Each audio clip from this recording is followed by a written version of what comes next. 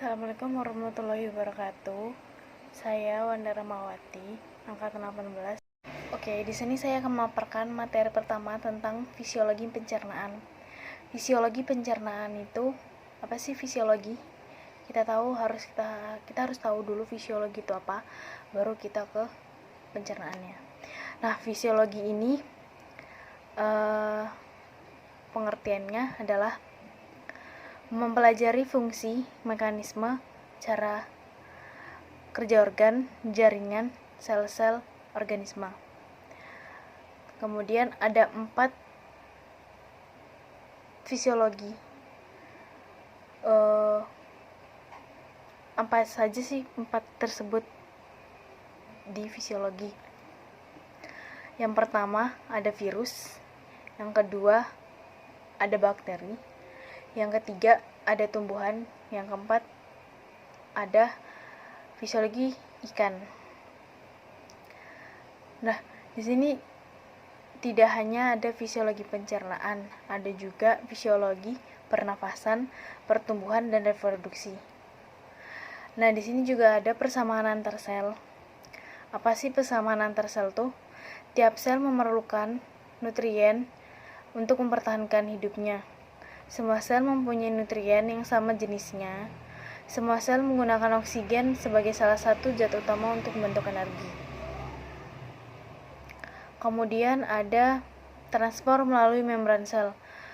Nah, transport melalui membran sel ini sendiri dibagi menjadi dua, yaitu ada yang pasif dan ada yang aktif. Nah, kalau yang pasif ini dibagi menjadi 2 lagi, yaitu difusi dan osmosis. Nah, dari transport aktif sendiri juga ada 3, yaitu ada transport aktif, endositosis, dan eksotosis. Nah, dari 2 tersebut memiliki memiliki arti. Dari transport pasif sendiri itu perpindahan zat mengikuti aliran konsentrasinya. Perpindahan kalau yang pasif sendiri itu perpindahan zat mengikuti aliran perbedaan konsentrasi. Nah, kalau yang aktif itu beda dengan yang pasif. Kalau yang aktif dia lebih melawan aliran perbedaannya, konsentrasinya, dan memerlukan energi. Kalau itu yang aktif. Nah, ini saya akan menjelaskan yang pasif dulu. Yang ada 2, yaitu osmosis dan difusi. Nah, apa sih difusi itu? Difusi itu merupakan perpindahan molekul dari suatu zat yang tinggi, konsentrasi yang tinggi, ke konsentrasi yang rendah. Nah, contohnya seperti larutan gula dan tinta. Kemudian ada osmosis. Osmosis itu apa sih pengertian osmosis? Osmosis adalah pergerakan molekul air dari konsentrasi yang tinggi menuju konsentrasi yang rendah melalui membran sel, selektif permeable atau semi permeable. Contohnya seperti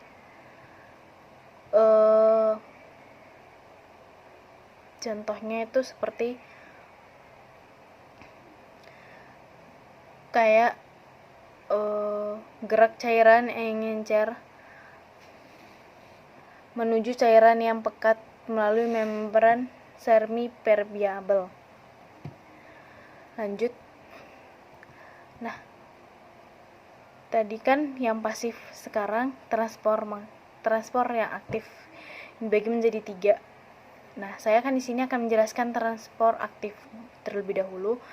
Transport aktif itu dilakukan untuk memindahkan zat dari konsentrasi rendah menuju konsentrasi yang rendah, dari yang rendah menuju konsentrasi yang tinggi. Seperti glukosa tidak dapat melewati membran sel karena ukurannya terlalu besar. Itu untuk transport aktif. Nah, energi juga digunakan untuk transfer aktif didapat pemecahan ATP menjadi ADP, fosfat, dan energi. Kemudian yang kedua itu ada eksositosis. Apa sih eksositosis ini? Merupakan mekanisme transport molekul keluar dari sel dengan cara membentuk vesikula.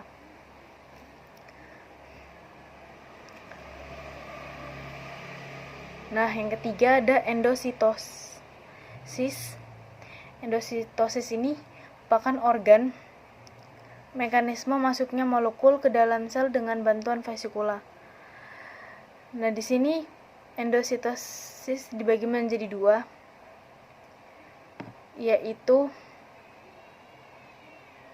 pinositosis yang pertama. Yang kedua ada fagositosis. Dari dua tersebut memiliki arti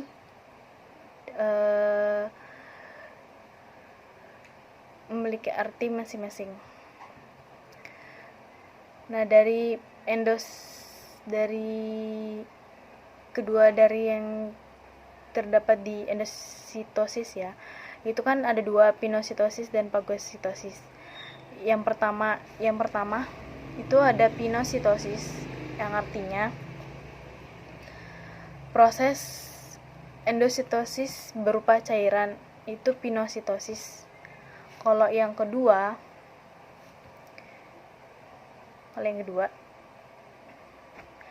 itu endositosis tidak berupa cairan, misalnya bakteri. Nah, ada ikan sebagai hewan air. Nah, kandungan oksigen di udara dan di air sangat berbeda. Kandungan oksigen di air dia hanya 5%. Kemudian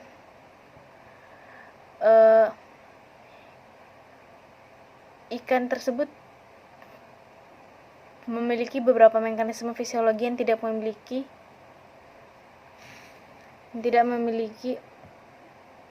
dimiliki oleh hewan darat.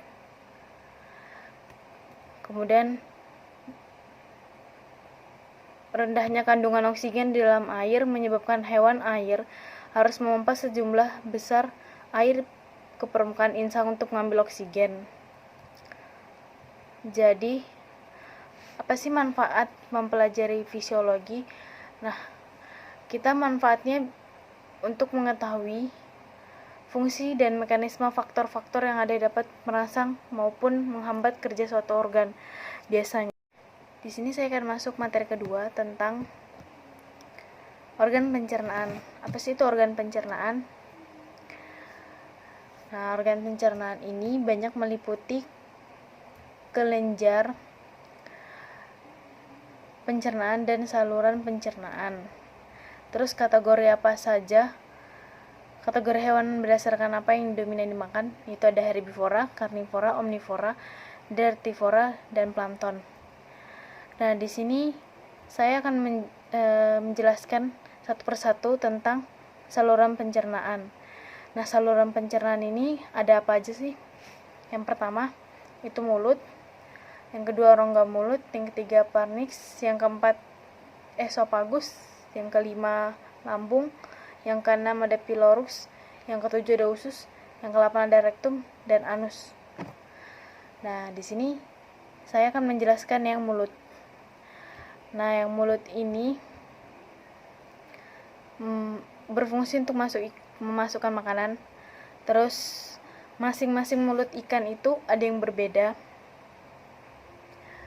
tergantung kebiasaan. Jadi mulut ikan itu berbeda-beda, dan posisi mulut ikan pun juga berbeda-beda.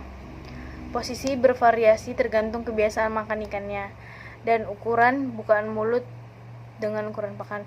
Misalnya ini ukuran pakan yang untuk larva itu bisa menggunakan kuning telur atau artemia, itu untuk yang masih benih atau masih ukuran kecil.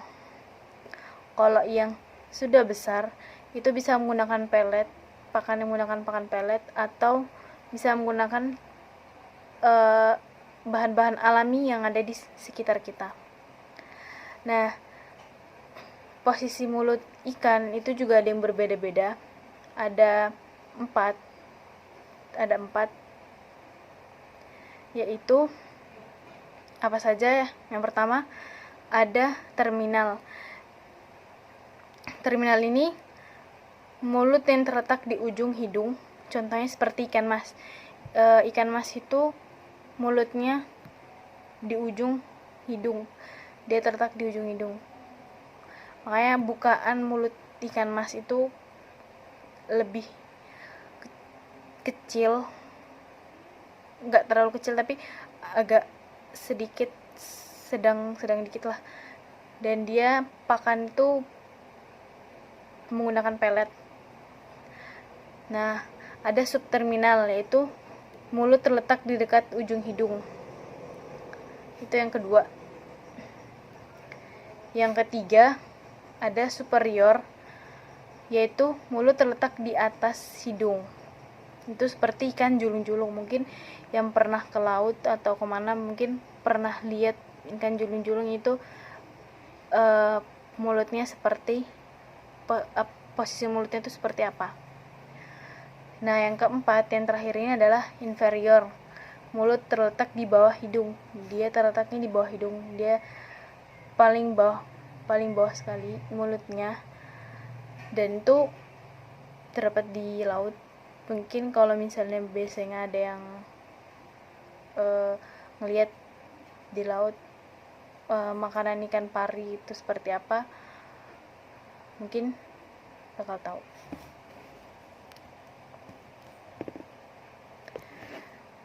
Nah, di sini saya juga akan memberitahu tentang bentuk mulut ikan.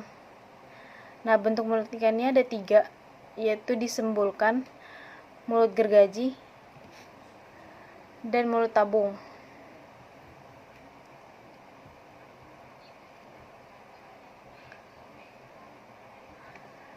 Nah, selanjutnya saya akan masuk ke 2, yaitu rongga mulut.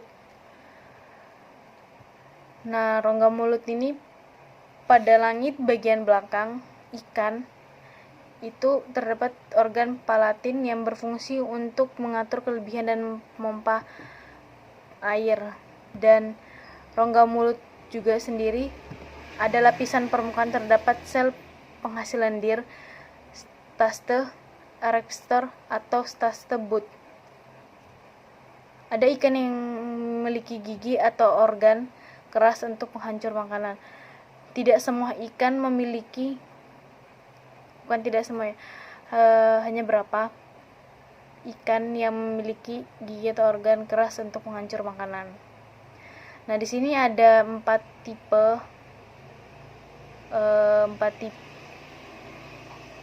yaitu ada incisor-like, canine-like, molar-like, dan filiform. Nah, di sini juga ada beberapa jenis gigi berdasarkan posisinya, dan ada juga beberapa bentuk gigi dan herbivora dan karnivora. Nah, selanjutnya saya akan masuk ke 3, yaitu pharynx. Apa sih pharynx itu? Nah, dia tuh terdapat bagian kanan kiri segmen faring, terdapat insang di setiap ikan ya. Nah, gigi faring itu berfungsi untuk apa sih? Untuk menyobek dan menggerus bahan tumbuhan dan gastropoda. Saya masuk ke 4, saluran pencernaan. Yang keempat itu esofagus. Esofagus itu mengandung lendir untuk membantu penelanan makanan, permulaan dari saluran pencernaan yang berbentuk pipa. Nah, tidak semua yang memiliki esofagus. Adapun yang memiliki, dia memiliki lambung, dia seperti memiliki lambung palsu.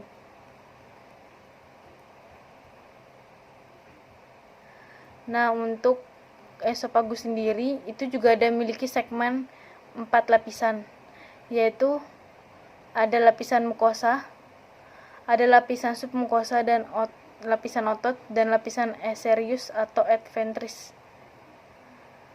Nah, juga ada lambung. Di sini saya masuk materi 5 ya, saluran pencernaan. Saluran pencernaan yang kelima yaitu lambung. Nah, lambung sendiri ini berfungsi sebagai penampung makanan. Kapasitas lambung bervariasi tergantung jenis ikan. Dan pada ikan tidak bergigi herbivore tidak terdapat gizzard. Oke, saya lanjut ya. Saluran pencernaan yang keenam itu pylorus. Apa sih pylorus tuh? Merupakan segmen yang terletak antara lambung dan usus depan, sangat menyolong karena ukurannya mengecil karena adanya penebalan lapisan otot melingkar. Nah, selanjutnya ada ini saluran pencernaan yang ketujuh ya. Ini tentang usus. Nah, jadi usus tuh usus merupakan segmen terpanjang dari saluran pencernaan. Bentuk serta diameternya relatif homogen melalui dari depan sampai belakang. Selanjutnya ada rektum, merupakan segmen saluran pencernaan yang terunjung secara anatomis, sulit dibedakan antara usus dengan rektum. Ini paling susah kalau kita membedakan ketika kita membelah ikan atau membedah ikan, kita bakal susah mencari yang namanya usus dan rektum. Karena keduanya itu sulit dibedakan antara yang mana usus, mana yang rektum. Itu yang anatomisnya. Kalau histologisnya, antara kedua segmen tersebut dapat dibedakan dengan adanya katup rektum. Katup rektum itu terbentuk karena adanya penebalan lapisan pada submukosa dan lapisan otot, berfungsi untuk penyerapan air dan ion. Nah, yang terakhir itu ada anus. Itu merupakan saluran pengeluaran feses yang ada. Oke, di sini saya akan melanjutkan materi ketiga tentang enzim pencernaan. Oke, kita lanjut. Enzim pencernaan itu ada proses pencernaan dan proses penyerapan. Nah, apa sih pengertian dari pencernaan itu sendiri? Pencernaan itu adalah penyederhanaan makanan mekanisme fisik dan kimiawi, mudah diserap dan diedarkan melalui peredaran darah. Nah, proses pencernaan itu ada 3, alat pencernaan, bahan yang digunakan, dan mekanisme.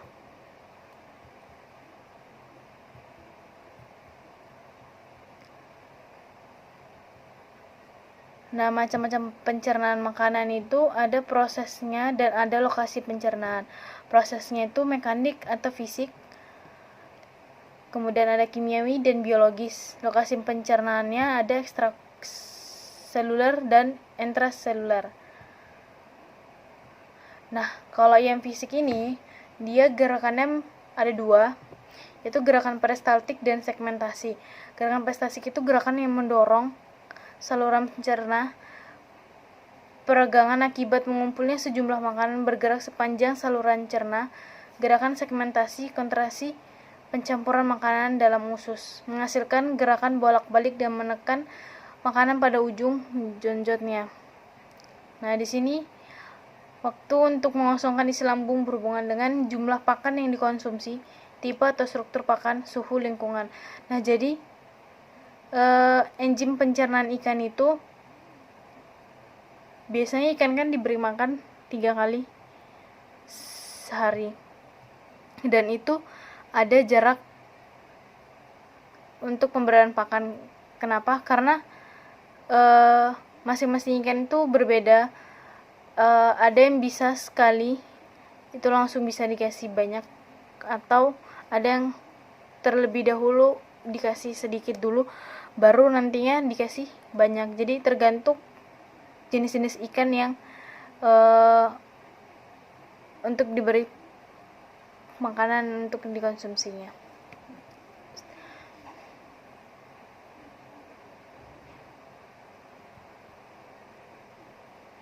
Nah, di sini juga ada enzim pencernaan. Enzim katalisator dalam reaksi kimia dalam kehidupan. Bahan dasar enzim adalah protein disintesis dalam sel dikeluarkan melalui proses eksositosis. Apa fungsinya enzim? Untuk mengubah laju reaksi sehingga dengan kecepatan reaksi yang diperlihatkan dapat dijadikan ukuran keaktifan enzim. Aktivitas enzimnya dapat dinyatakan dalam bentuk unit enzim. Satu unit enzim adalah jumlah enzim yang mengatalis proses transformasi 1 mikromol substrat dalam waktu 1 menit pada suhu 25 derajat Celcius dan pH optimal. Faktor yang pengaruh enzim ada konsentrasi dan substrat, suhu, pH, dan inhibitor. Apa aja sih pengertian dari 4 tadi? Untuk suhu sendiri, kecepatan reaksi enzimnya meningkat seiring dengan meningkatnya suhu. Energi panas untuk sistem reaksi tersedia lebih banyak sehingga pembentukannya kompleks menjadi aktif. Nah, untuk yang kedua, pH. Setiap enzim mempunyai pH optimum yang berbeda. Kebanyakan enzim memiliki pH optimum yang mendekati netral. Jadi, pH yang baik untuk perairan atau untuk budidaya sendiri itu 7. Jika kurang atau lebih, itu juga akan mempengaruhi suatu perairan. Dan inhibitor itu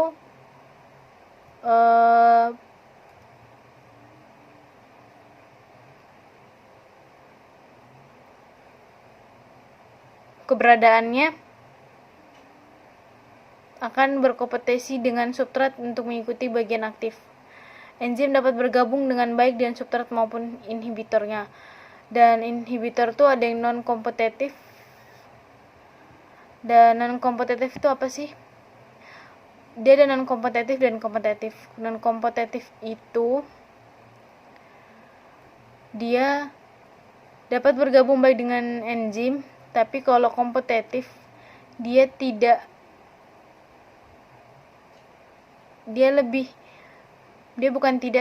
lebih berani akan berkompetisi dengan substrat untuk mengikuti bagian aktifnya. Untuk kompetitif itu untuk kompetitif. Kalau kompetitif itu keberadaannya akan berkompetisi dengan substrat untuk mengikat bagian aktif. Kalau non kompetitif itu dapat bergabung dengan enzim tapi pada bagian yang bukan bagian penting atau aktifnya. Oke, di sini saya akan masuk materi keempat tentang pergerakan makanan pada saluran pencernaan. Nah, faktor yang merangsang ikan untuk makan ada 2, yaitu dari dalam dan dari luar. Nah, kalau dari dalam sendiri itu gunakan dalam proses metabolisme sel dan adanya rongga yang kosong pada lambung. Kemudian kalau yang di luar adanya rangsangan untuk makan yang diterima oleh organ penerima seperti tersebut organ olfaktori, penglihatan, sistem garis rusuk, elektroreseptor. Nah, dari kedua faktor tersebut tadi yang saya jelaskan itu menentukan aktivitas makan ikan. Nah, ada 5 ikan yang dapat dikelompokkan. Yang pertama predator, yang kedua grazer, yang ketiga filter feeder, yang keempat itu ada sucker, yang kelima ada parasit. Nah, dari 5 tersebut saya akan menjelaskan satu persatu. Yang pertama ada predator, itu dia seperti memangsa ikan lain. Dia memangsa ikan lain seperti ikan hampal, gabus, kakap, dan itu mengandalkan penglihatannya untuk mendeteksi mangsa. Nah, kalau Grazar atau herbivora itu Sapronemus gourami, ikan gurami yang mencabik tumbuhan hingga menjadi bagian kecil. Untuk plankton atau feeder atau itu menyaring air untuk mendapatkan makanannya, tapi tampis insang yang berkembang menjadi rapat dan ranjang dan panjang ikan. Jadi rapat dan panjang ikan maheden berenang berkelompok dengan mulut terbuka sepanjang pandang plankton. Shukar, ikan pemakan dasar belanek famili Cyprinidae, mengisap substrat pada dasar kemudian melepas substrat. Parasit, nah ini memiliki ukuran tubuh relatif lebih kecil dari inang. Karena parasit ini tidak bisa dilihat dan dia harus menggunakan mikroskop. Karena parasit ini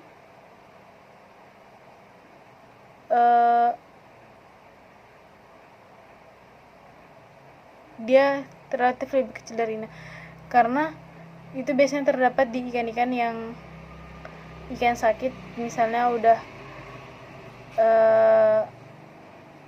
ikan yang memiliki penyakit, dia akan pergerakannya akan lambat dan nafsu makannya dia akan menurun.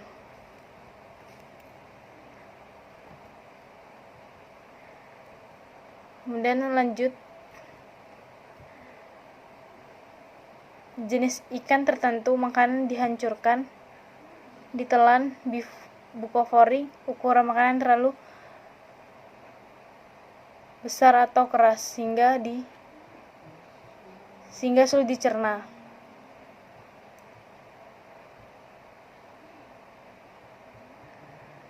Kemudian lanjut ke materi berikutnya.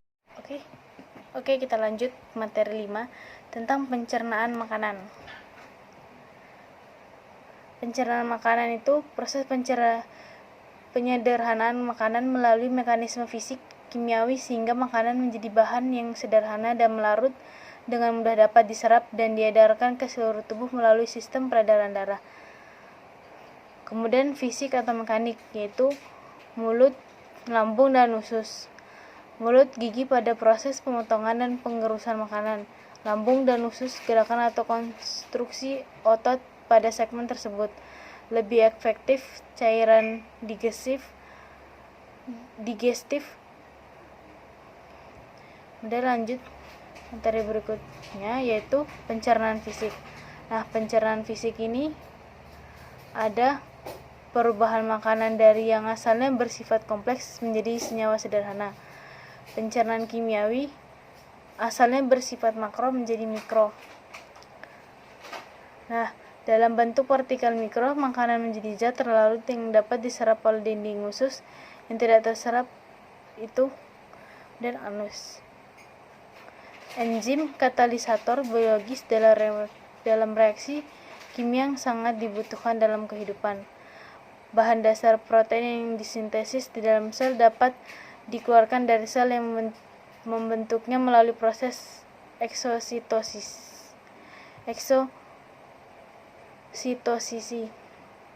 Itu enzim disekresikan oleh sel digunakan untuk pencernaan di luar sel, yakni dalam rongga saluran pencernaan.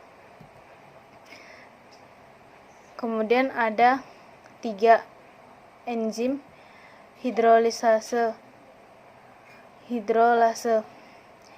Ini enzim yang pertama yang menguraikan ikatan peptida, dan yang kedua enzim yang menguraikan ikatan ester, dan enzim yang menguraikan ikatan osidik.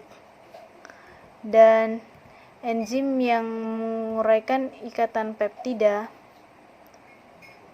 itu seperti aminopeptido, karbosipeptido, dan peptido. Itu 3 bagian dari enzim yang menguraikan ikatan peptida. Nah, yang kedua itu ada enzim yang menguraikan ikatan ester.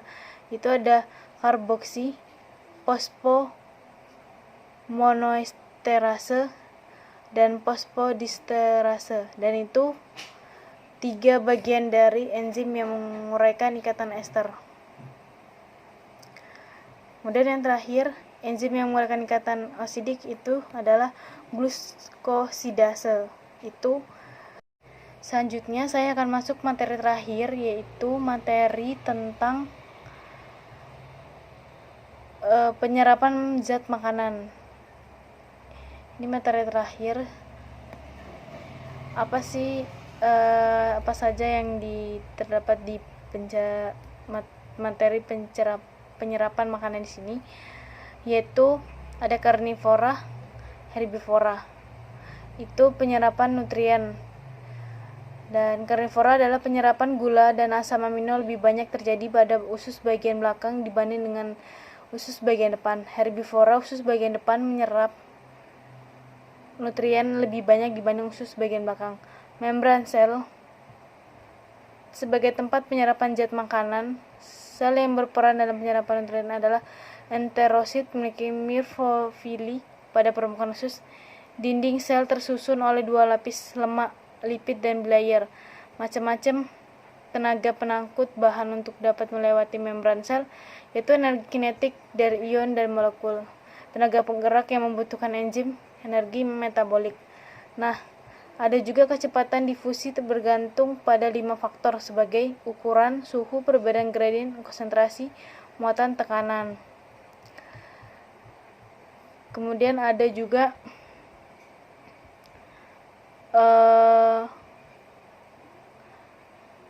transport pasif. Ini merupakan mekanisme transport yang tidak memerlukan energi dan terjadi secara spontan, seperti bergerak dari konsentrasi zat yang lebih tinggi ke konsentrasi zat yang lebih rendah. Misalnya difusi sederhana, difusi terfasilitasi.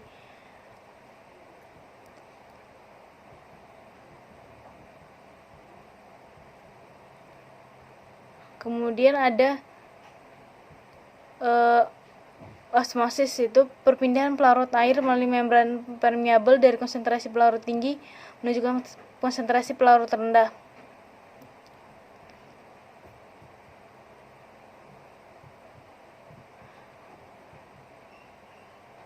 Perbedaan dari difusi dan osmosis adalah, kalau osmosis itu perpindahannya, difusi perpindahan zat, kalau osmosis perpindahan air saja. Jadi difusi itu adalah penyebaran partikel dari larutan konsentrasi yang tinggi, jadi konsentrasi yang lebih tinggi ke konsentrasi yang lebih rendah. Jadi konsentrasinya itu lebih ke difusi itu seperti perpindahan zat ke yang tinggi ke rendah. Terus dia kalau osmosis itu adalah perpindahan larutan konsentrasi dari rendah ke tinggi, jadi dia kebalikannya dari difusi.